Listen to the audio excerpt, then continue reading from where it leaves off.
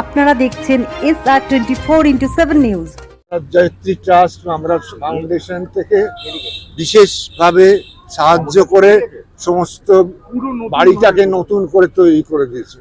আমি সেই জন্যে মিস্টার আগরওয়ালজিকে আমার আন্তরিক ধন্যবাদ অভিনন্দন জানাই।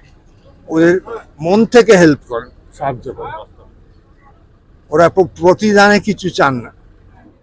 नहीं, हम लोग के फादर करते थे, उनको पद्मश्री मिला मामराज जी अग्रवाल, वहीं से हम लोग को इंस्पिरेशन है। हम लोग सोशल काम कर रहे हैं, आई कैंप करते हैं, फ्री आई कैंप, फ्री चश्मा, फ्री ऑपरेशन, ये स्कूल्स वगैरह में देते हैं। जो बच्चे फीस नहीं दे पाते उनकी फीस देते हैं। हॉस्पिटल रिनोवेशन कर रहे हैं, हॉस्पिटल में फ्री बेड दे रहे हैं। ऐसे सेवरल पार्क में ट्री प्लांटेशन कर रहे हैं हम लोग। नेशनल लाइब्रेरी में 3000 गाछ लगाए, सो ऑन, बहुत सारा ये सब करते रहते हैं। परिकल्पना जैसे अच्छे अच्छे कॉन्सर्न आएंगे उनको काम करते रहेंगे, जहाँ पे गरीब लोगों का, लेडीज लोगों का अच्छा हो, बच्चे लोगों का एजुकेशन एंड मेडिकल बेसिकली। यहाँ पे इनोवेशन कर रहे हैं, कपड़े दे रहे हैं, खाना दे रहे हैं, ये सब चलाते हैं ये लोग सब मिल के।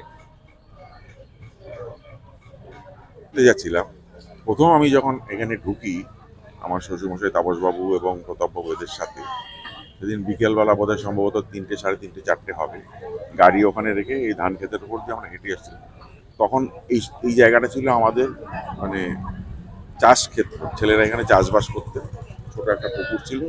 আর রোটারি ক্লাব বিধাননগর থেকে আমাদের এখানে একটা পোলট্রি করে দিয়েছিল, যেখানে 300 চিকেনের চেন ছিল। তো ওই পেছনের রাস্তা দিয়ে আমরা ঢুকেছিলাম, ওইটাই মেন এন্ট্রিস ছিল। তখন আমি ঢুকে স্পেল বাউন্ড হয়ে গেছিলাম, কারণ তখন এর ভেতরে ইলেকট্রিসিটি নেই, প্লাস্টার করা নেই, একতলা বিল্ডিং, পেছনে এই জায়গা তো বললাম আপনাকে চাষের জায়গা, চাষবাস করতে ছেলেরাই। তখন নাম্বার অফ বয়স কম ছিল, বোধহয় 27, 28, 29 এরকম ছেলে ছিল। তো তারপর ধীরে ধীরে ধীরে ধীরে আমি জড়িয়ে যাই। তারপরে ধীরে ধীরে কখনো জয়েন্ট সেক্রেটারি হলাম, কখনো ট্রেজারার হলাম। তারপর 2015 সালে তাপস সাহা, যিনি লাস্ট সেক্রেটারি ছিলেন, উনি মারা যাওয়ার 6 মাস আগে শ্যামল সেন আমাদের প্রেসিডেন্ট ছিলেন। আমার বাড়িতে মিটিং যখন হলো তখন ওনার শরীর অসুস্থ ছিল, তখন বললেন যে শম্ভু তোমাকে দায়িত্ব নিতে হবে এই সেক্রেটারি। আমি তো কিছুই জানি না, আমি জয়েন্ট সেক্রেটারি ছিলাম, ট্রেজারার ছিলাম, সত্যি কথা। তো যাই হোক, তারপরে 6 মাসের মধ্যে উনি এক্সপায়ার করলেন। তারপরে আমরা তো অথই জলে পড়লাম যে কি করে চালাবো, আমরা তো ভেতর। আমি যখন এখানে আসি 96-97 সাল হবে সম্ভবত। ডক্টর প্রতাপচন্দ্র প্রেসিডেন্ট, আমার শ্বশুরমশাই স্বর্গীয় প্রণবচন্দ্র দা, উনি ভাইস প্রেসিডেন্ট, স্বর্গীয় তাপস সাহা হচ্ছেন সেক্রেটারি, সম্পাদক, আরও বিভিন্ন লোকেরা ছিল। তখন নিউ টাউন ছিল না, আপনারা সবাই জানেন। এই জায়গা পুরো ধান চাষ হতো। তো আমরা তখন আসতাম, মানে প্রথম যখন আসি রাজারহাট, বিষ্ণুপুর, গোপালপুরের ভেতর দিয়ে কালু চায়ের দোকান হয়ে এখন যেখানে অ্যামিটি ইউনিভার্সিটি রয়েছে সেই জায়গাটায় গাড়ি রেখে দিয়েছিল। তারপরে আমরা হেঁটে আসতাম। আমার বাড়ি হচ্ছে লেক টাউন শিলিগুড়িতে।